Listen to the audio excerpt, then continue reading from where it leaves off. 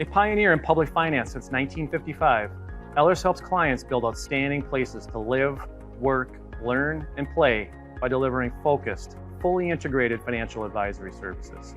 We work with more than 1,500 local governments, schools, development authorities, and public agencies, placing their needs and best interests at the heart of everything we do. We help our clients navigate all facets of public finance, including financial management planning, economic development and redevelopment, debt issuance and management, investments and treasury management, and arbitrage consulting. At Ehlers, we believe strong communities aren't simply the result of transactions. They're the result of people. We build strong, long-lasting client relationships, collaborating with your staff to complete projects and drive new initiatives forward. Building strong, vibrant, and sustainable communities. Together, it's what we do. For more information, call us at 1-800-552-1171 or visit ehlers-inc.com.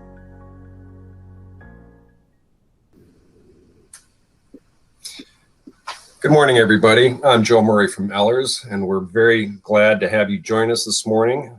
This is the Ehlers Wisconsin Public Finance Education Series. Today is going to mark our third session. We are offering a number of sessions on Wednesdays from now until the early part of June. Today's session will serve as an overview for municipal issuers' preliminary and continuing disclosure responsibilities, how COVID has impacted those requirements, and how the COVID impacts are being viewed by the rating agencies and investors. Before we get started today, I have a couple of housekeeping items I'd like to bring to your attention. If you look in the upper right-hand corner of your screen, you'll see that there are two buttons. One is for Q&A and one is for chat. As we move through today's presentation, if you would have any questions you would like us to answer, please click on the Q&A tab, type in your question, and hit submit. You do need to hit submit after you do the typing. The moderator is working behind the scenes to see those questions as they come in, and they will be forwarded on to me and also to our guest speakers. We would like that you can ask questions anonymously, but we would ask that you please allow us to look at your information so that in case we aren't able to get through all of our questions today, we'll be able to follow up with you offline after the meeting and get you the information that you're looking for. So without further ado, let's get into our session. We have a very good program. I have two outstanding speakers. Our first speaker is Alex Gore. Alex is an attorney at the Public Finance Group at Quarles and Brady here in Milwaukee. He is a member of the firm's Municipal Securities dealer team and serves as both disclosure counsel and underwriter counsel. As disclosure counsel, Alex helps municipalities and municipal issuers in Wisconsin and several other states with both their preliminary and continuing disclosure. Alex helps municipalities understand their responsibilities to make official statements accurate and complete, as well as their continuing disclosure activities. With that, I'll turn it over to you, Alex. Thanks, Joe. Good morning, everyone. Happy to have you here. Thanks for the opportunity to talk to you. Certainly wish we could see your smiling faces in person, but this is the best we can do for now, at least anyway, in the COVID era. And it's COVID that we're going to talk about today. So our session here is the fast-changing world of public disclosure and COVID. So we're obviously going to talk COVID, but before we can get there, we need to have a bit of a background in terms of what disclosure is, what the requirements are for disclosure, how those requirements are applied to disclosure. And then we can put that all together and talk about how we should be thinking about COVID and what we should be doing from a disclosure standpoint. So here's a roadmap. We're going to understand some basic securities laws, considerations, talk about how those apply to both primary disclosure, which is disclosure at the time you issue, how it applies to secondary disclosure, which is basically everything else, talk briefly about enforcement trends, sort of where the rubber hits the road on this stuff, what we're seeing from the Securities and Exchange Commission in terms of enforcing these rules, and then we'll put that together and talk about COVID and how we should think about that. Finally, time permitting, we'll talk about some best practices, including the use of disclosure counsel. Securities laws are increasingly important. There's sort of two bodies of federal law when it comes to bond deals, tax law on the left side there, which you're probably comparatively more used to. That's what you work with your bond counsel on.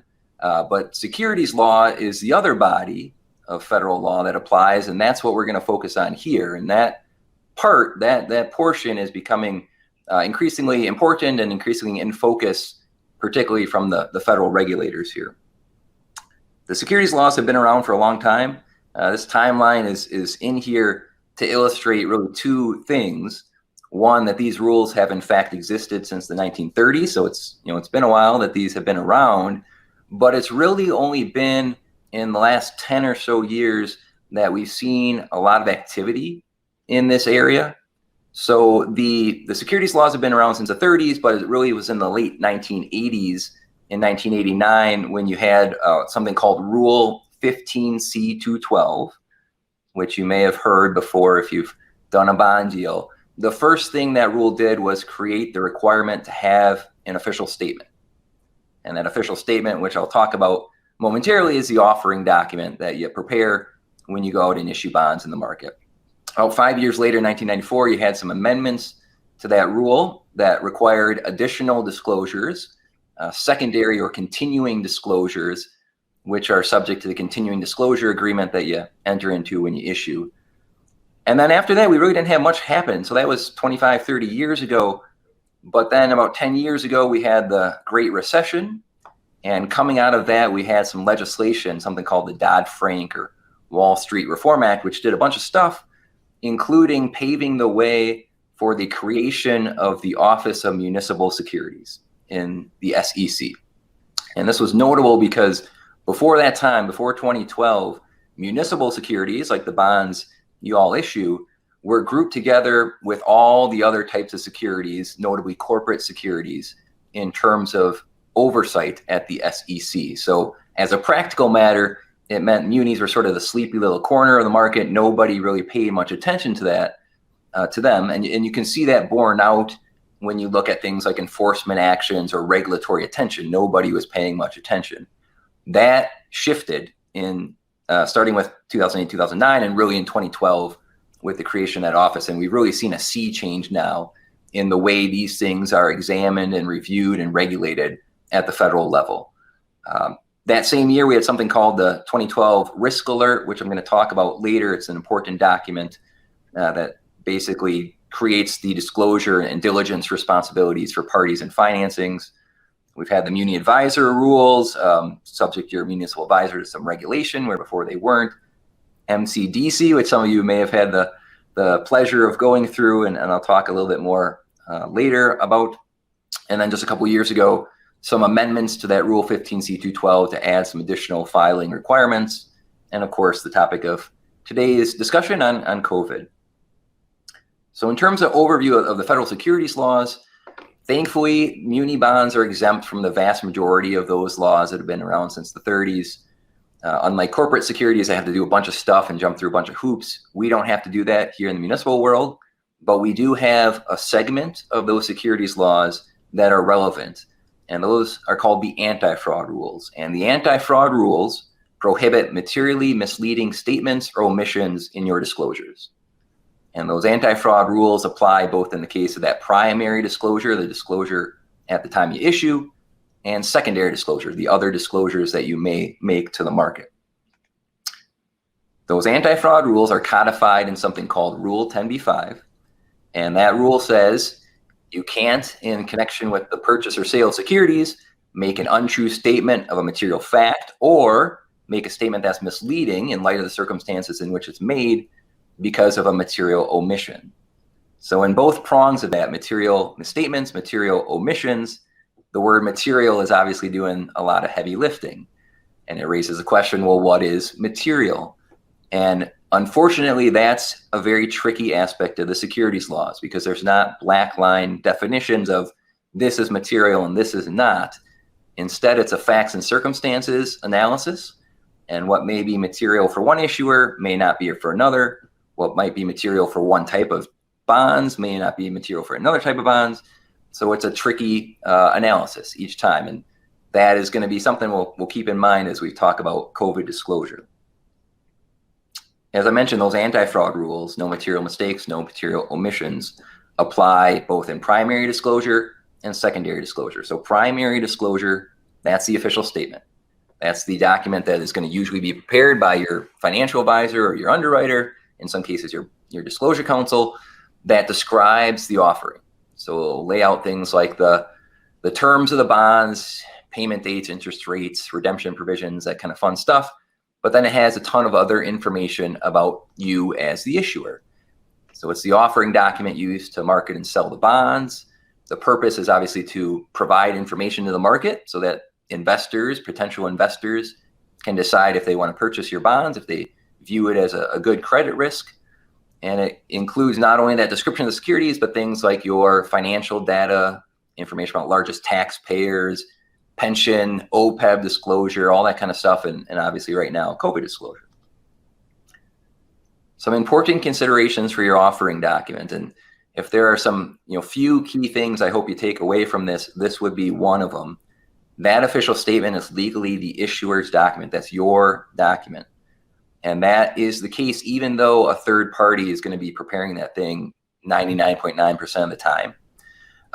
And I think this is something that wasn't always appreciated by issuers. If you would have asked somebody, 10 years ago or maybe even 5 years ago in some cases about the official statement, they might say, yeah, that I looked over that, but that's my financial advisor's document, right? That's really not the case. Here, this quote from the Securities Exchange Commission: that's legally your document. You've got the ultimate responsibility for that document, for ensuring that the information in there is accurate and complete, and notably the primary liability for failure to do so, which will play into the enforcement trends that we'll talk about in a minute. The anti-fraud rules, those ones, again, that prohibit material misstatements, material omissions, require you to do a reasonable review, or what's known as due diligence, in connection with your offering document to reach that conclusion. Part of the reason for that is because officials at the issuer, whether that's your mayor, your clerk, your board president, somebody is going to be signing certificates that attest to the accuracy and completeness of the offering document. So you got to make sure that those folks are in the position to do so. There is a lower standard in the offering document for certain expertized sections. So, for example, tax language that your bond counsel prepares, the issuer is very unlikely going to be held responsible for that type of language. But there is a higher bar, basically an absolute bar, for information for which the issuer is the source. So you got to get that stuff right. And again, having somebody else prepare this for you does not in any way eliminate or diminish that responsibility. So that's primary disclosure. Secondary disclosure is the other type of disclosure, and that's basically everything else. Now, the most traditional way secondary disclosure reaches the market is through what's called continuing disclosure, which are disclosures made pursuant to your continuing disclosure agreement that you enter into when you issue bonds. So you've probably seen a document like this before. It obligates you to file a report every year with your audit and some other information in it by a deadline specified in that agreement. And then it also obligates you to watch for certain events. And note, this is only a subset. What you see on your screen here, there's actually 16 events, but you have to watch for those events and file notice if they ever happen. That's your continuing disclosure. That's a requirement, again, under that rule 15C212. Notably, again, the anti-fraud rules apply to these things. So when you're making your continuing disclosure filings, keep that in mind. Those should be correct. They can't have material misstatements or omissions. And the SEC, one of their bugaboo issues in the last 5 years or so has been making sure that you are properly disclosing your compliance with these agreements in your offering documents, because that's a requirement. That's what MCDC was all about. So it sort of highlights why it's important to do this stuff. So we've talked primary disclosure, we talked secondary disclosure. Let's briefly talk enforcement trends, and then we'll put it all together and talk about COVID. So back to our timeline here. Again, not much happened until about the last 10 years, and then we saw sort of a flurry of activity, certainly if you compare it in the whole historical context here. One additional thing to note in this timeline is we have seen some variance in terms of activity level and enforcement actions at the SEC, depending on who's in charge in Washington. So obviously some of this stuff really from the 2008 to the 2016, that activity was under Obama's administration. We had a bit of a shifting during the Trump years, where we saw comparatively less action, although not cessation by any means, but less action. And just now, only a couple weeks after Biden was taking the oath of office, you see that already there's been a rollback of some of the limitations that we saw during the Trump years. So what that February 9th action was is basically the new acting chair of the SEC reinstalling some enforcement actions or enforcement authority that had been rolled back a little bit during the Trump years. So I think we're clearly going to see a return to more action of the sort we saw under the Obama administration. I mentioned that 2012 risk alert. It's a brief document, but it's an important document. It's called Strengthening Practices of Municipal Underwriting. And it's aimed at the underwriters. Those are, the financial firms that initially buy the bonds. But what it does is basically describe what the SEC expects in terms of due diligence. So it's something that issuers should take to heart as well. And the theme of that risk alert goes back to, the saying, it's not about what you know, it's about what you can prove. That is what due diligence is.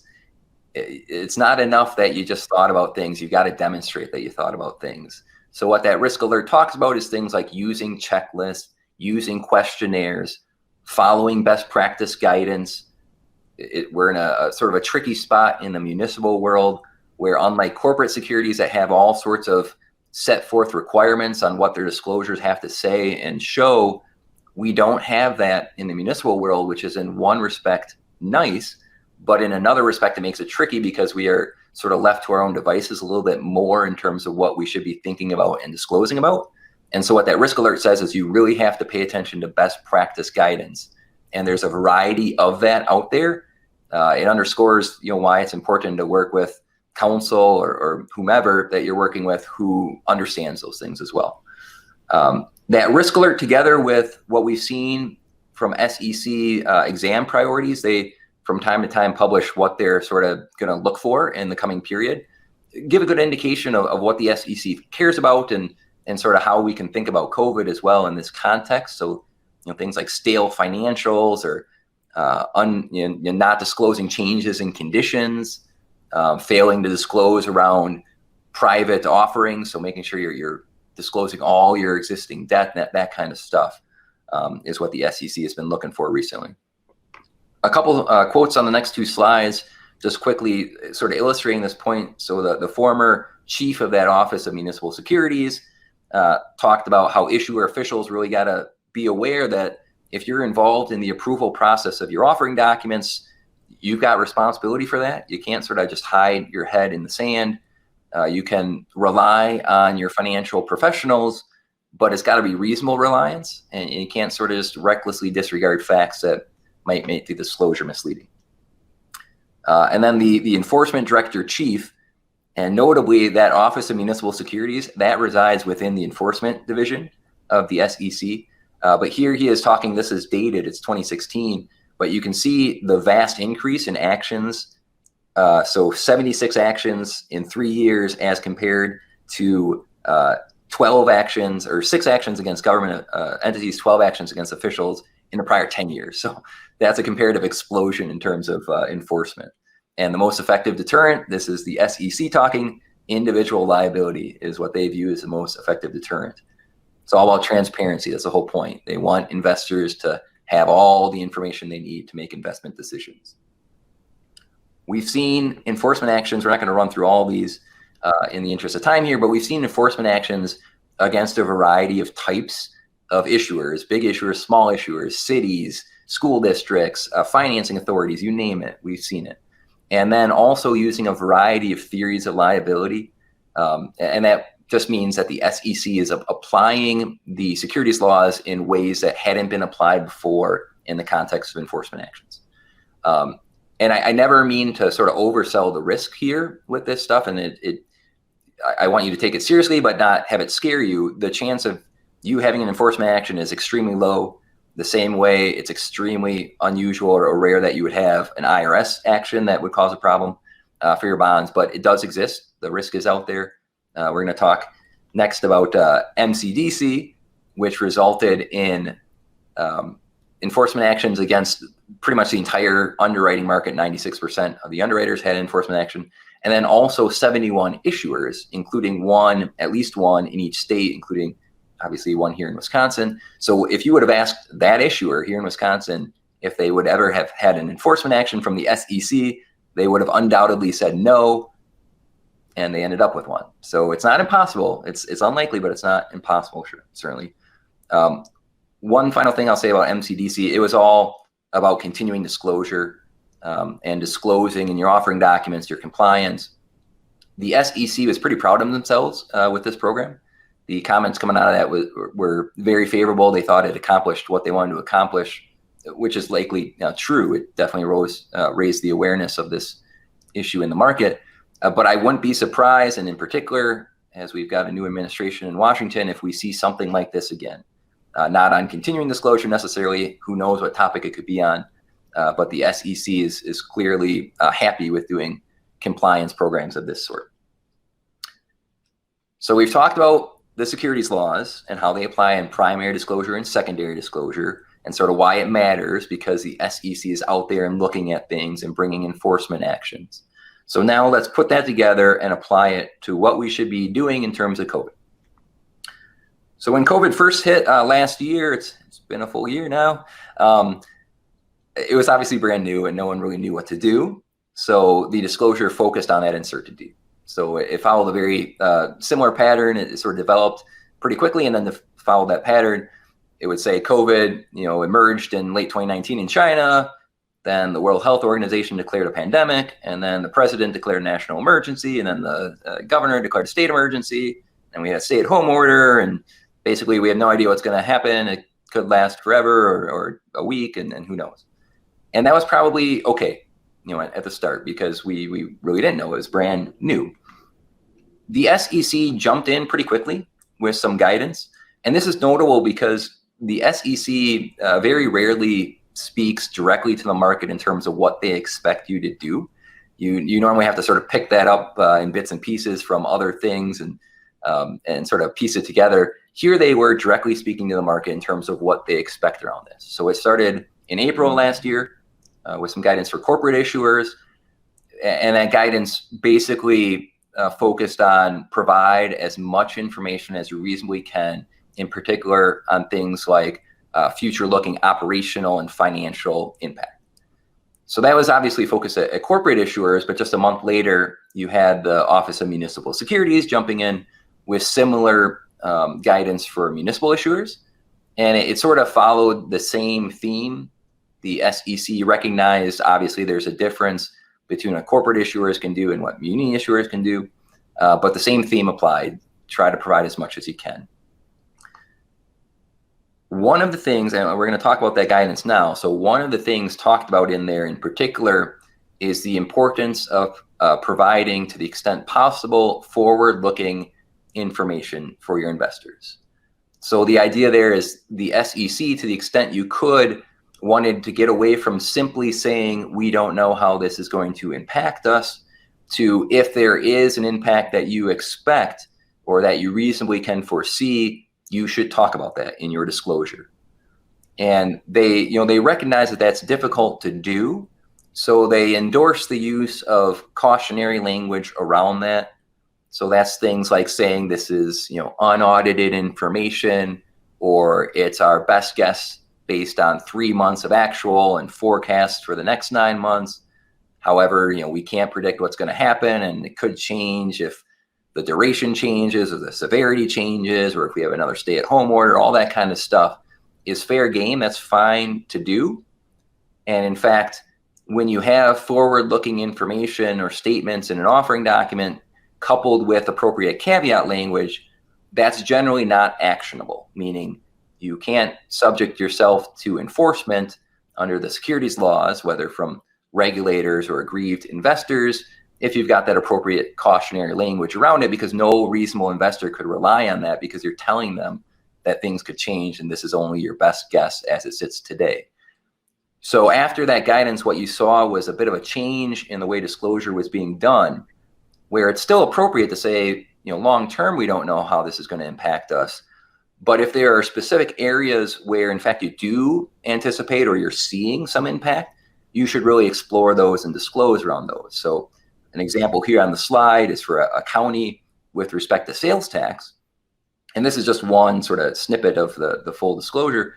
But the point here is, rather than just saying, we don't know how this is going to impact our sales tax, what they said is, based on what we're seeing through the first 9 months of the year, we think, in fact, we're going to be down about 10 to 12%. So that's the type of disclosure that the SEC would like to see if it's something, material. If your revenues on park and rec is going to be down 0.5% to the tune of $10,000, well, that's a different story, obviously. But obviously that comes down to materiality and trying to draw those tricky lines to draw.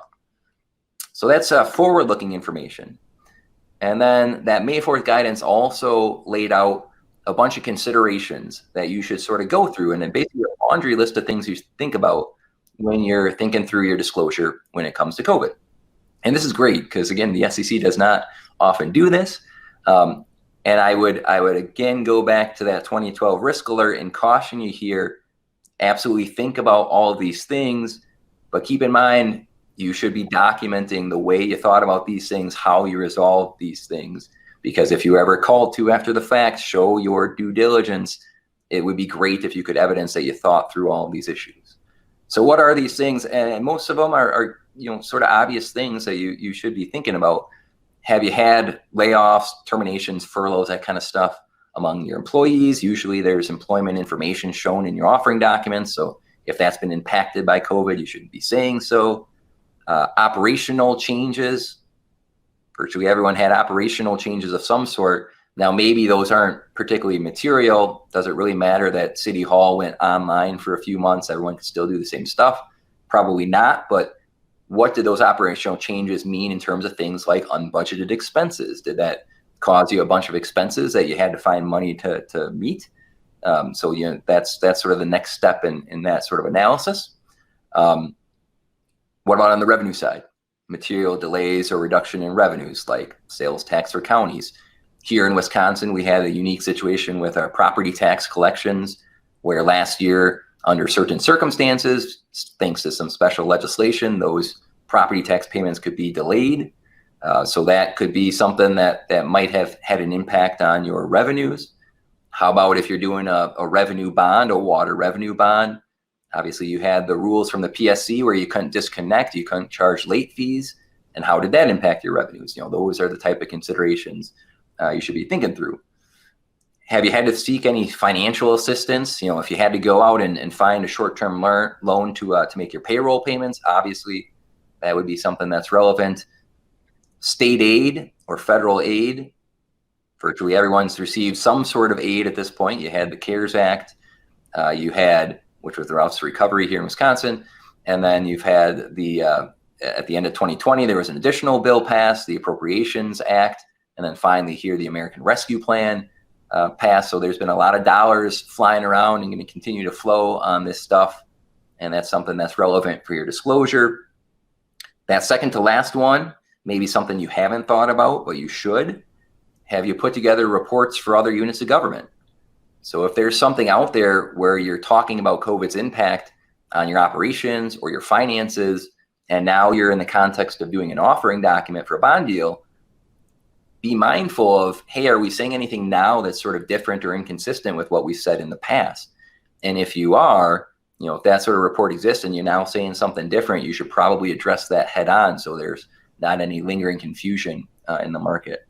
And then obviously, if there's any risk that you're not going to be able to pay your obligations, that would be relevant. So those are a handful of things to think through and then craft some disclosure around.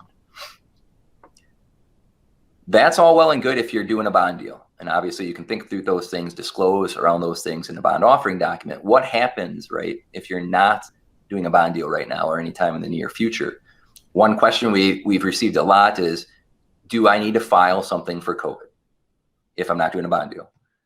So the answer is legally no. Standing alone, in and of itself, COVID is not one of those listed events under your continuing disclosure agreements.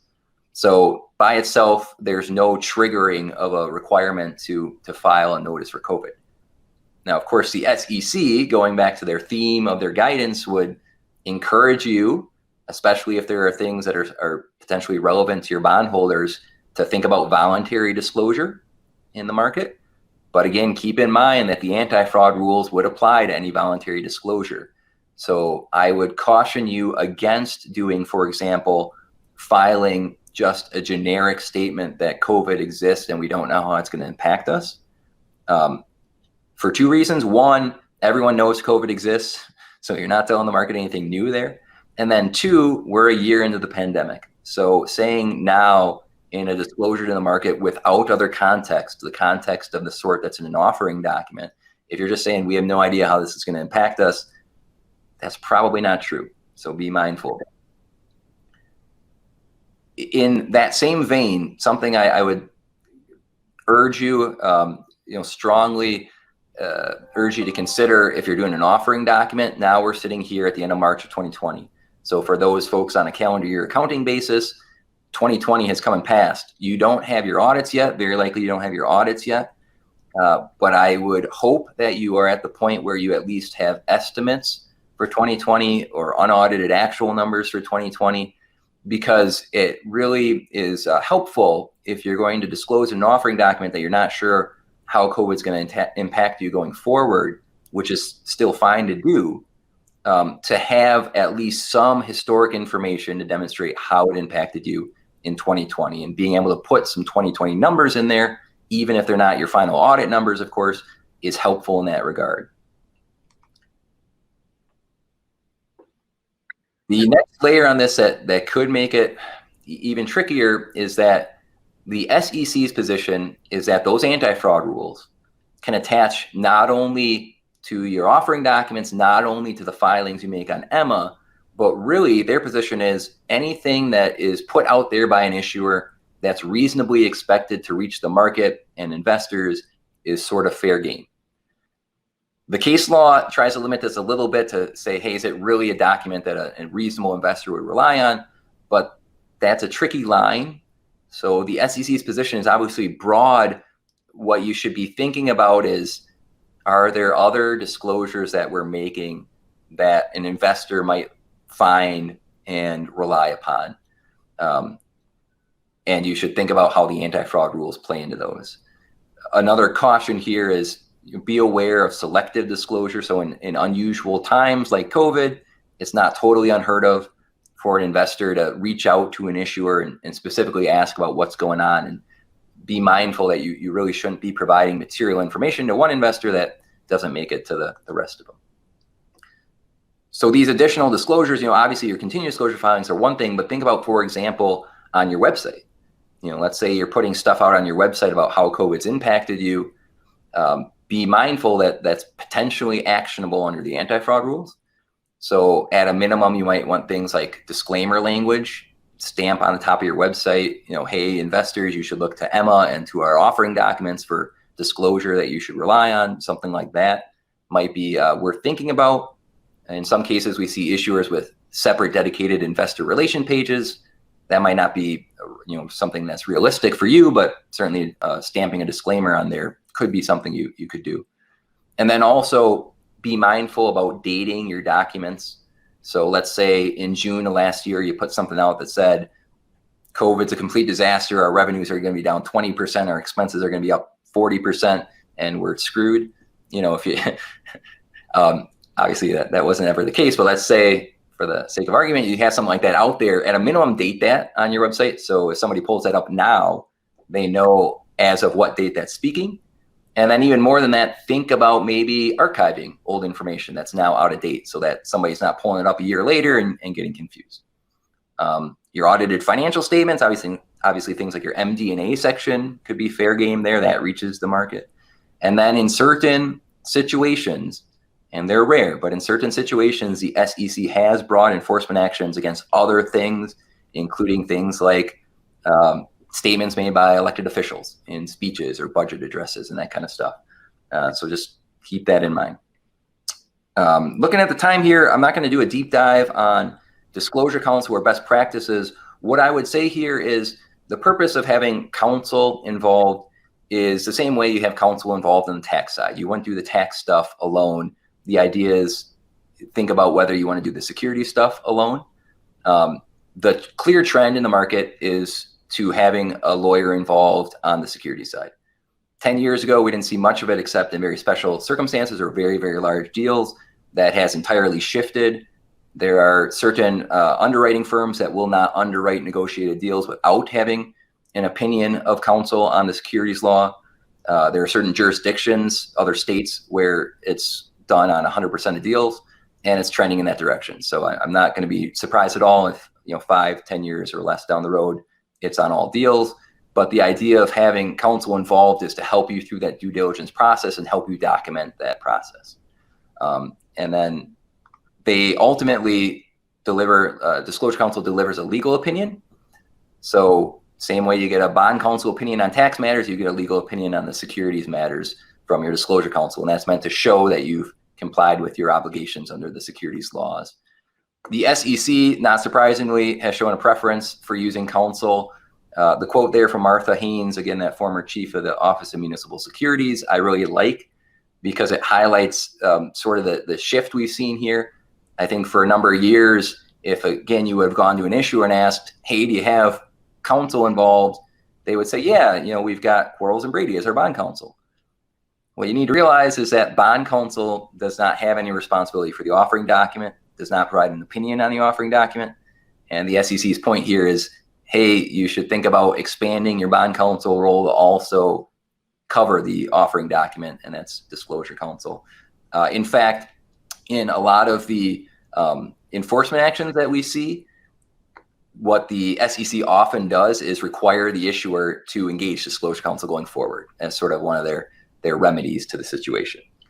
So keep that in mind. I would invite anybody out there who wants to talk about disclosure counsel. If you haven't been exposed to it before, please reach out to me. I'm happy to talk to you about it. So I think now we're going to open up for some questions, Joe, if we've received any.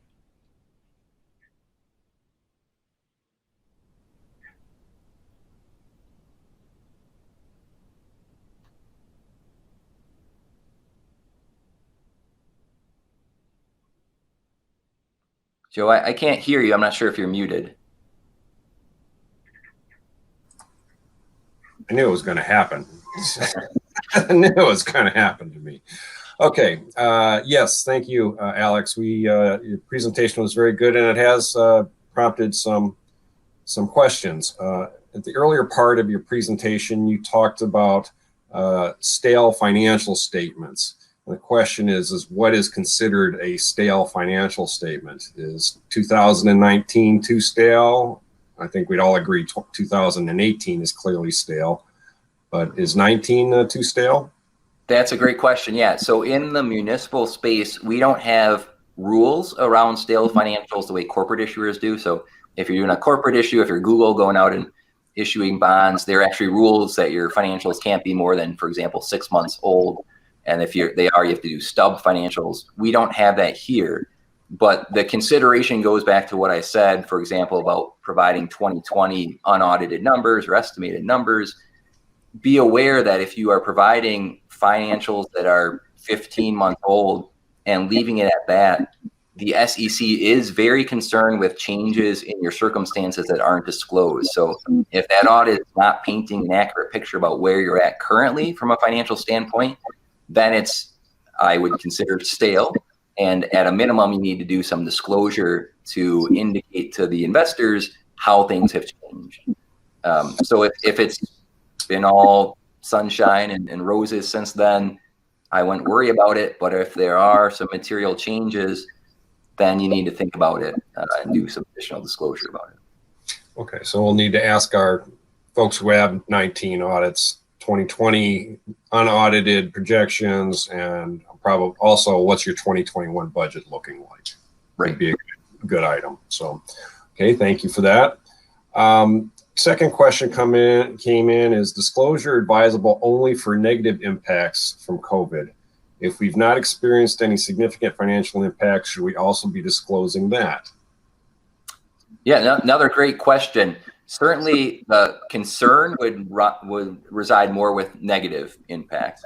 obviously that would be material for an investor. Positive impact, probably not actionable if you fail to say that, hey, in fact, our revenues are up 50%, from last year. If you don't say that, I don't think that's a material mistake or omission, certainly.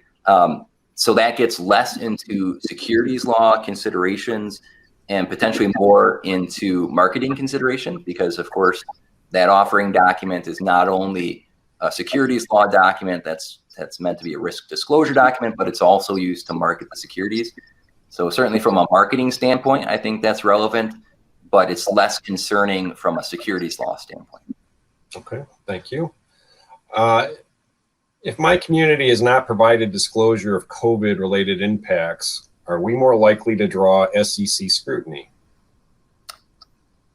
So that would depend on the sort of the context in which you're asking that. So if you are saying you haven't provided any COVID disclosure in connection with an offering document that you're doing, right now, yeah, I would say don't do that.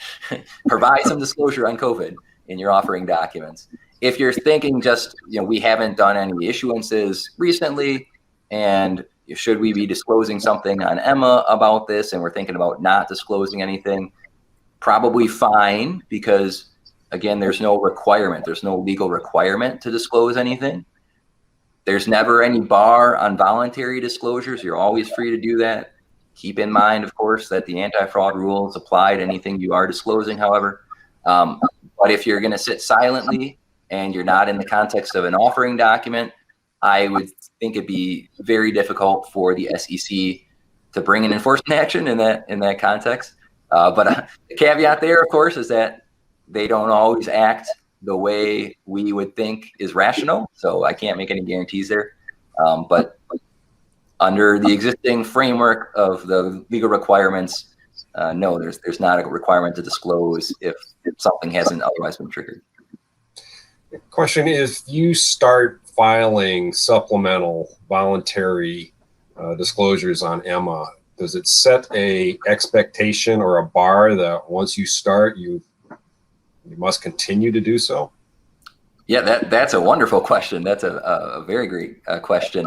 That's a tricky area. It's not totally settled. So it raises the question, does this create a duty to continue informing the market? So if you start to tell a story, do you have to continue to tell that story? Are you subject to anti-fraud, to securities law liability if you don't? And the answer is it's not totally settled. And if you talk to lawyers, you're going to get varying views on that.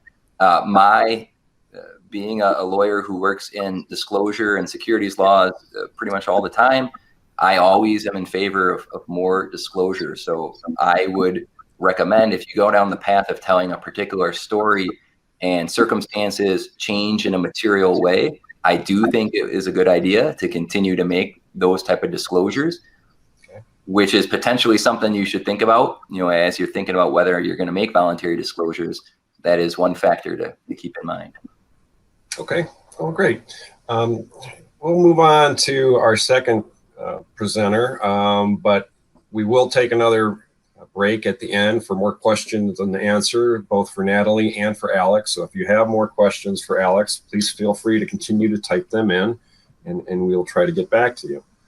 Our second presenter today is Natalie Clays.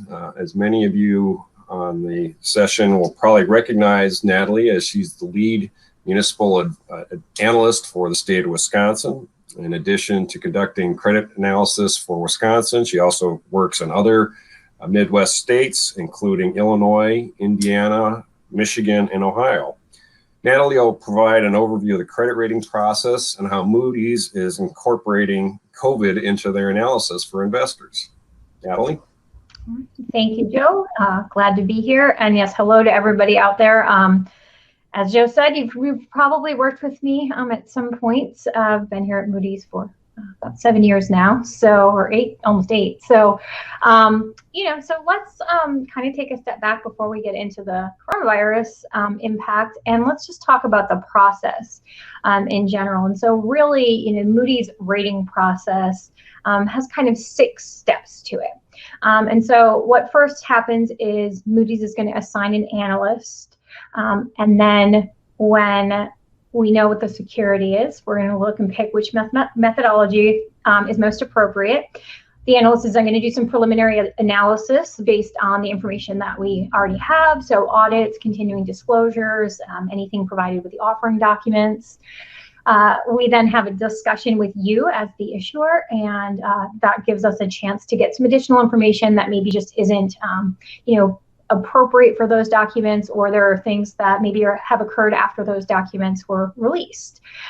We then hold a committee on our end that consists of the lead analyst and several other senior analysts who are familiar with the state and the sector, really fostering a very robust discussion, multiple viewpoints to make sure that we're really taking into account all the factors, not just what's in the scorecard, but the additional information we've received from you. And then once that wraps up, there are 2 reports generally that we have for review. We get back in touch with you, we communicate the rating, and then you get a chance to review those reports before they're published. So why don't we kind of then turn to the methodology portion of this really quickly. So there's kind of 3 main methodologies that you would likely see if you were coming to us for a rating. So the first one is the most common, obviously, that's general obligation debt. That's typically what we see here in Wisconsin, secured by the full faith and credit, property taxes of the local government. But if you have a utility, if you've issued water revenue debt or sewer revenue debt, we will use the municipal utility revenue debt methodology. That is generally, relatively close to the general obligation rating, because of just the relationship between the 2 entities. And then less common, but what we do see sometimes in Wisconsin is the special tax methodology, and that's if there was debt secured by some sort of non-property tax revenues, so sales, hotel tax, food and beverage. Those we generally tend to see more for these special districts as opposed to local governments, but we do occasionally see those. So then, after we've kind of picked the methodology, we have a rating call with you, and we're friendly, I promise. So the call really is meant to be conversational.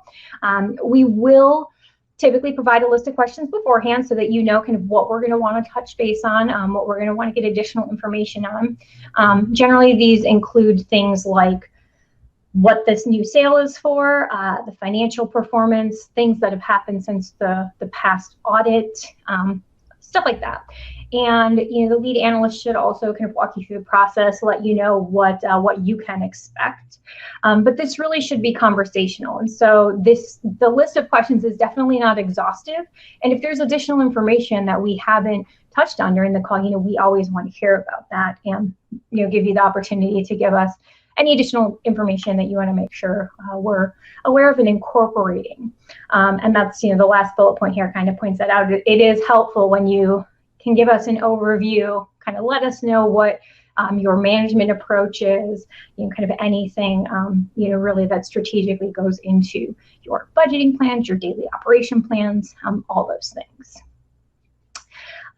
Okay, so because the general obligation methodology is the most common one, that's really the one I'm going to focus on here. This is used for local governments that are not public school districts, so in this case, usually cities and counties. And this methodology uses a scorecard, and so that really summarizes the factors that we consider to be the most important, and it's really a starting point. So this, in the methodology, if you've read it, it says, here are the factors we're looking at, here's why they're relevant, and it includes both qualitative and quantitative factors, and really captures and summarizes what those main factors look like when we start our discussion. So the scorecard factors fall into 4 categories. You have the economy and tax base, the finances, management, and debt and pensions. And each of those have sub-factors that have a different weight. So again, those are things that we'll likely want to talk to you about, fund balance, what's your policy? Is there, expected growth in the debt burden because you're issuing a bunch of debt, or you've recently received authorization to issue a bunch of debt? Things like that. And then kind of beyond those scorecard metrics that are, numbers driven, we have notching factors. And really what that does is it gives us an opportunity to document and incorporate factors that, don't necessarily apply to everyone, but very much could have an impact on the rating. So some of the key ones, that we see often: institutional presence. So if there is a university, that's a really good example. If you have a flagship campus, that provides, stability to the tax base. It's something we want to take into account sometimes because it can skew the demographic metrics a little bit. And then, kind of going further down the list, there's some others if something doesn't fall into this, but, as far as weaknesses, if there was a missed debt service payment, we can put a notch in there for that to document that, that did occur. And so, that all of these things kind of go into this scorecard, and then it gives us a scorecard indicated outcome. And so this is my hypothetical town, any town USA. Maybe it's yours, maybe it's mine. But really, all of these go in, they have weightings, and then it kicks out a score. And then you can see here the assigned rating, not necessarily the scorecard indicated rating, right? So again, this is a starting point. So as far as, the scorecard, it's only the beginning of the process. It is a tool we use, but it is not the only tool we use. We don't want to do plug and play because there are definitely factors that you just can't quite quantify. And so we want to make sure that we are considering other factors that are relevant, that might be forward-looking, or that might just not be something you can, say the value of this is X. And so that's why we have a committee discussion and, the notching, because really we want to make sure that we're capturing everything. And so to get from kind of the scorecard to the assigned rating, as I mentioned, there is a committee, so it is a discussion of several analysts, not just, me as the lead analyst saying, here's what your rating is, because we want to say, okay, let's look at the scorecard outcome. Let's see what else is there. We do things like look at comparables, so not just how you look in the scorecard or how you look compared to yourself from previous years, but also how you look compared to the entire rated universe of credits. So we're not just comparing you, say, if you're a city, we're not just comparing you to other Wisconsin cities, we're comparing you to cities across the country. And that helps us, again, with placement, and that all happens in that committee discussion. So moving on, how do we look at the effects of coronavirus on this? And so, let me start by saying that the, local governments tend to be lower on the risk scale, from our point of view, because of really the nature of, number one, the operations, but also the revenue streams, right? So we've got essential services being provided. We've got revenue streams like property taxes, which are very stable. So that, puts you kind of more in a predictable area to where the risk is a little bit less, as opposed to some, on the higher end here, the special tax back credits, where we can see quite a bit of volatility because there's some sensitivity to, economic cycles. So, trying to kind of piece together, how does this really fit in here? So, as I mentioned, there's lots of factors that kind of play into the stability of local governments and the resiliency, right? So some of the things we're going to look at, again, revenue composition, expenditure composition. What does your economy look like? Are you, a tourist-based economy? Are you seeing closures and reduced travel? Are you seeing, travel restrictions put in place? Again, in Wisconsin, we had a stay-at-home order that was then lifted, so we're not necessarily seeing that effect here, but we've definitely seen it elsewhere. And then also, just how has the pandemic affected the residents? So, again, are we seeing people still consume goods to where the sales tax revenue is not being impacted, or, has unemployment spiked and people are maybe, kind of pinching pennies a little bit? So once we kind of look at those things, we kind of take that and we incorporate it into the analysis. And so One of the things that we do, regardless of whether or not we're in a pandemic, is incorporate new data into our analysis. So we look at things like, again, continuing disclosure, when your new audit comes out, a budget, and we will take that and look at it. We do screens with that raw data. Analysts looks at that, and we can have credit discussions. Sometimes we'll need to follow up with you and get some additional information. Sometimes, we won't. Sometimes we feel like that information is sufficient for us to keep the rating where it is. But, when there's a change and when there's something that we need clarification on, we're going to reach out. So please don't avoid us. We really kind of want to just get an understanding of what's happening there. So as far as the pandemic, some of the things that we really looked at in the beginning that we kind of highlighted as, kind of pressure points is, places that had maybe not very high reserves, places that had a lot of high fixed costs because of their leverage. As I mentioned, kind of the tourism-based economy, economically sensitive revenue, and then, kind of vulnerabilities beyond that, is there, from a social standpoint, right? Do you have a nursing home? Is there a large elderly population? Because those, the care of that subsection of the community, may be a little bit more vulnerable to what's happening here.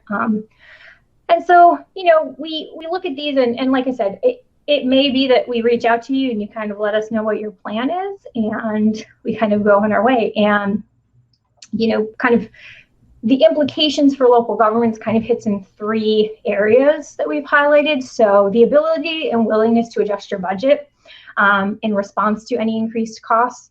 And really, if we're reaching out to you, it's not necessarily a bad thing, right? We want to just understand what steps are you taking? What is your approach if you need to adjust the budget, if you're seeing additional costs, or if you're seeing reduced costs because, there's just, like, a great example is Parks and Rec. Because things were closed down, we didn't see the revenue come in, but we also didn't see the expenses because, programs maybe were canceled or postponed.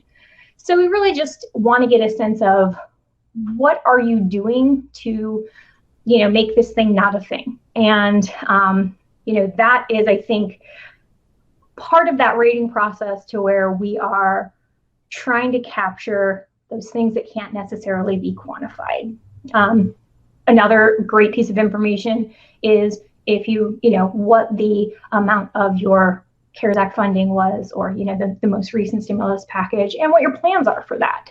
Because we may say, oh gosh, their budget says they're having a deficit. They have this huge increase in, public safety costs. And we reach out and you say, oh no, we received $1 million and it covered all overtime. Great, I'm happy, thank you. And I think Alex really set it up nicely there in that we want more disclosure, the better for the most part. If it's, material and something that, an investor wants to know, we want to know too. And I definitely am, kind of that opinion as well, as if something's happening there, give me a call, send me an email, let me know, as opposed to waiting for something to post on Emma that is, happening and then me having to reach out. We're constantly getting new information and we want to hear it from wherever, but if you think it's important, let us know, because we always want to make sure that we're incorporating the most up-to-date data that's out there. And so then just kind of to wrap up, there really are kind of 6 areas that we've highlighted that, COVID is going to affect, just, on a broader sense, right? And so, again, this focuses on things like, the political environment, right? But then also things like working habits, ESG, so environmental, social governance, what do we have to shift our focus from some of those categories to others based on, what is the most immediate need in the community. And then also the impact on interest rates and the market. Therefore, sometimes we're seeing people borrow more. We're seeing people do refunding. So all of those things kind of are impacted by COVID, maybe not necessarily in a direct way, but in a way that there are going to be longer term effects. So that kind of, I believe, takes me to the end here. And Joe, I think we're gonna toss it back to see if there's any questions, right?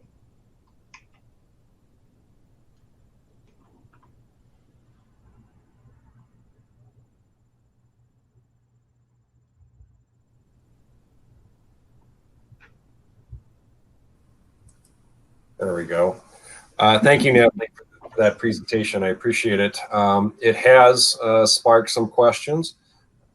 One that comes from a community that says, we've not issued debt since the start of COVID. Is Moody's revising the ratings outside of the regular rating process? I think maybe this might be a time to talk about surveillance. Right, and so that kind of falls under that constantly incorporating new information, right? So just because you're not issuing debt does not mean that we're not looking at your rating. So we do surveillance on all of our outstanding ratings at least once a year.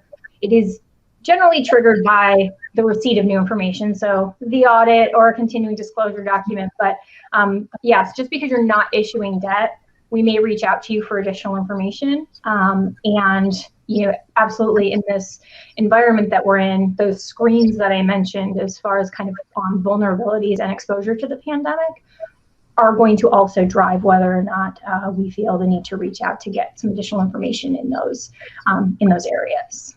Okay, thank you. Is Moody's seeing COVID-related issues of concern that are impacting any Wisconsin governments in their ratings at this time, or of a Wisconsin focus? Right. On the whole, I would say no. And that's actually kind of a broader trend. We haven't had any defaults related to COVID. I think one of the strengths in Wisconsin really is that for the most part, you're property tax dependent.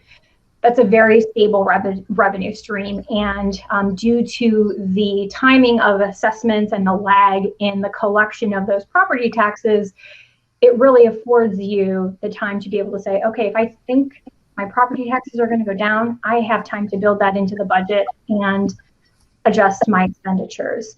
And that, I think, has very much been a strength for Wisconsin local governments because, we have seen in other cases where if you're income tax or sales tax dependent, there have been fluctuations, and then, some tough decisions end up having to be made on the expenditure side. You just noted that we haven't had any defaults related to COVID in Wisconsin. In any of your other communities and states, are you seeing, you mentioned those who rely on income and sales tax, but has it resulted in any actual defaults, or is it just something that's more on your radar? I don't believe we've had any COVID related defaults. One of the things we are seeing, not like I said necessarily in Wisconsin, but in a couple instances there, restructurings and refunding. So I'm thinking of, again, kind of special districts that are more dependent on hotel tax, food and beverage tax, rental car tax.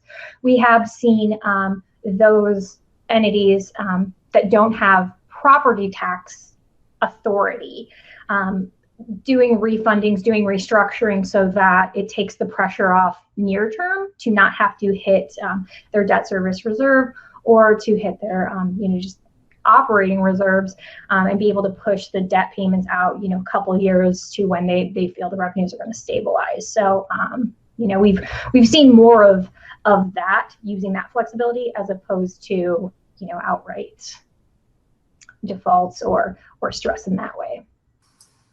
In general, have you seen a increase in downgrades at all across your Wisconsin and your other Midwest states? Is it during this last year, has there been any kind of a increase in downgrade activity?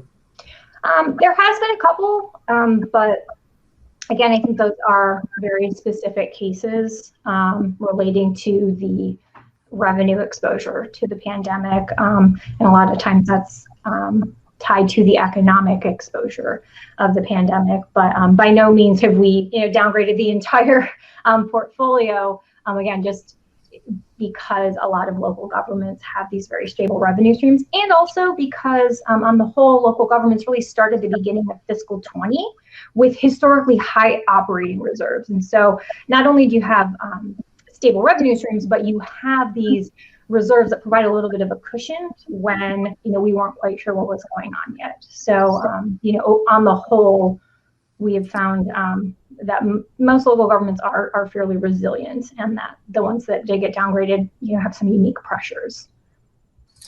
So if anything, the whole COVID event is a reminder to our clients that there's a good reason why you should have strong fund balance. It's we always describe it as that's your rainy day account, and it's been flooding now for a year. Nobody was expecting this, and luckily we were able to receive support and supplements from the local federal government, which helped most municipalities in Wisconsin get through. And hopefully the ARP money that's coming through will expand those efforts. But if we didn't receive those, that would have been a large hit for a lot of communities. So it just reemphasizes this is the reason why you want to keep your fund balance strong. And that is definitely one thing that Moody's and Natalie looks very hard at, is not only what is it as a percentage of your expenditures, but what is it as a dollar amount. We have a lot of smaller clients that have large percentage-wise fund balances, but small dollar-wise. Might be only a few $100,000 that might represent 50% of their operating budget. But $150,000 doesn't go long when you have such an event. So thank you, Natalie. That's the last of the questions we've had from you. If there are any questions for the entire panel, bring Alex back into this. Don't know if we received any more questions.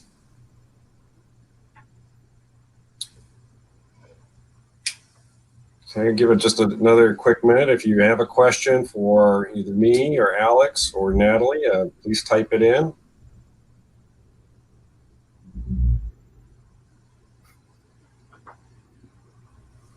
Okay, well, if we have no further questions, I'd like to thank all of you for joining us today. We hope that you found the information informative and valuable, and that we were able to answer some of the questions that you may have about this. My thanks to Alex and Natalie very much for joining us today. We always appreciate your wisdom and insight, and to help our municipal clients understand their disclosure requirements and ratings and the whole COVID impact. We appreciate you for that. As a reminder, I wanted to let everybody on the call know that there will be a full recording of this session that will be posted later on this afternoon. You simply need to log into your event hub, and the link will be there for you to review this, as well as the two other programs are still up there and available. And all the programs will ultimately be recorded and available when they're finished.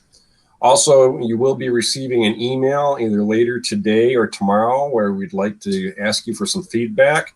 We would appreciate it if you would take just a few moments. It's a very short survey. Take a few moments and let us know what you think.